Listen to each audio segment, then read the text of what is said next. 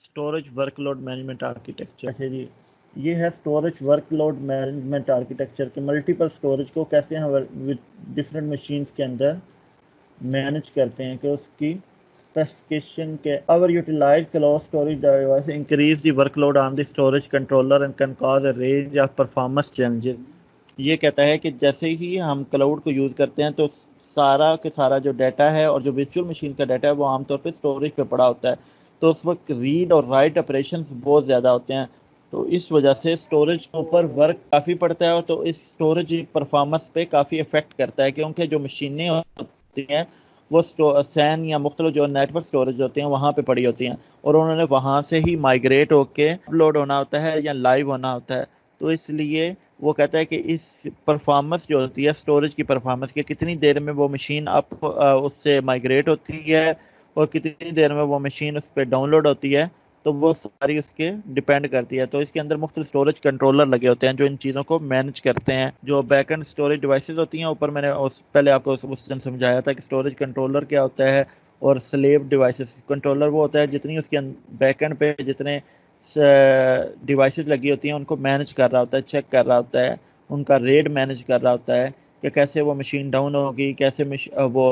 Hard disk down होगी, hard disk close होगी, hard disk पे रीड और राइट ऑपरेशन परफॉर्म किए जाएंगे। ये सारा कुछ डिसीजन लेता है कंट्रोलर। तो यहाँ पे मुख्तलिफ कहता है कि यूज़ किया जाए और वेस्टफुल होती है due to last of processing, क्योंकि उसके ऊपर प्रोसेसिंग बहुत ज़्यादा करनी पड़ती है। जैसे कि आप देख रहे हैं स्टोरेज 1 है, उसके ऊपर मल्टीपल हार्ड डिस्क मशीन है, स्टोरेज 2 पे एक है, स्टोरेज 3 पे 2 रन हो रही हैं। तो यहाँ पे वो इसमें अब काम ये किया जाता है कि जहाँ पे बहुत ज़्यादा स्टोरेज है, जैसे अब ये स्टोरेज 1 फुल हुई हुई है, तो अब स्टोरेज फॉर्म 1 का कुछ डेटा हम मूव कर देते हैं, माइग्रेट कर देते हैं स्टोरेज। ये सारे का सारा कंट्रोलर में जो होता है ना, स्टोरेज कंट्रोलर मैनेज कर रहा होता है। क्या वो स्टोरेज 1 से सारे डेटा को मूव कर सारा नहीं करेगा, कुछ मतलब परसेंटेज रखेगा कि मतलब उसको फुल नहीं होने देगा 90% तक, क्योंकि अगर 90% तक फुल होगा तो वो अपनी ही प्रोसेसिंग का स्पीड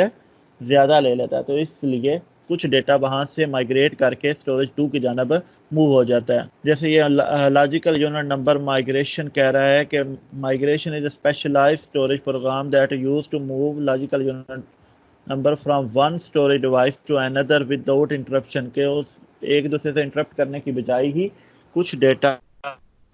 यूनिट नंबर से हैं वो सारे के सारे वो मूव करके माइग्रेट करके स्टोरेज 2 की जानब आ जाते हैं। ऑटोमेटिक ही वो एक पूरा प्रोसीजर रखा होता है कि एक पे एक जो स्टोरेज सर्वर है या एक सैन पे बहुत ज़्यादा लोड नहीं डाला जाता। कहते हैं कि अगर एक सैन पे ज़्यादा लोड होगा, मतलब अगर वो 90% उसकी स्टोरेज, आप इसकी एग्जांपल ऐसे लें कि अगर आपका मोबाइल, आपने देखा होगा कि मोबाइल की अगर स्टोरेज 16 GB है, 20 GB है, तो वो फुल हो जाए, या 16 GB है तो वो 15 GB पे भी चला जाए तो मोबाइल आपको मैसेज करता है कि आपकी स्टोरेज फुल हो गई है, इससे आपकी कंप्यूटर मोबाइल की परफॉर्मेंस पे इशू पड़ेगा। आपने देखा होगा जब स्टोरेज फुल हो तो अगर आप कोई ऐप ओपन करते हैं तो वो ऐप रन नहीं हो रही होती, कई दफ़ा नहीं रन होती, तो इस वजह से वो, क्योंकि वो उस स्टोरेज को मैनेज करने में ही काफ़ी प्रोसेसिंग लग रही होती है। 99% पे चला गया तो उससे परफॉर्मेंस ओवर हो जाएगा। ये वो बैकएंड पे ही ऐसा मैकेनिज्म बनाया जाता है कि उससे कुछ डेटा हमारा स्टोरेज 2 की जानब या जो बैकएंड के जो और थर्ड हम स्टोरेज ऐड किया है उस पे वो सारे के सारे लॉजिकल यूनिट नंबर माइग्रेट होते रहते हैं ऑटोमेटिक। ये उसने बताया होगा स्टोरेज कैपेसिटी सिस्टम ने मैनेज किया होगा, वो देखता है कि कितनी इसकी कैपेसिटी है, उसको एक जैसे स्टोरेज जिनको यूटिलाइज होगा उनको एक तरफ ले जाएगा। ये देखें उसने एक जनरलाइज कर दिया हुआ है। स्टोरेज 1 पे भी 3 आ गए, स्टोरेज 2 पे भी 3 आ गए, स्टोरेज 3 पे भी 3 आ गए, तीनों आपस में लोड डिवाइड हो गया, लोड डिस्ट्रीब्यूशन